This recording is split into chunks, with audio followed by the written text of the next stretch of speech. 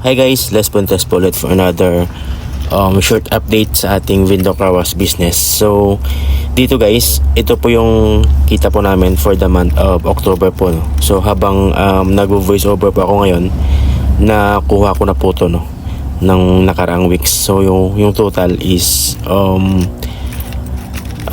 malapit sa 9,000. Okay? So yung ginawa ko dito guys, kinuha ko po yung ibang coins tsaka nilagay ko sa isang window machine po natin na lalagyan kasi yung isa is malapit na pong mapuno, no? Kaya hinati ko na lang po dyan. So sa mga nag-aabang guys ng mga vlogs po natin, so konting antay lang po, no? Kasi yung ginagamit ko na cellphone, andun po yung application na pang-edit ko. So ito, yung ginagamit ko po dito guys is tawag dito cut, parang ganun.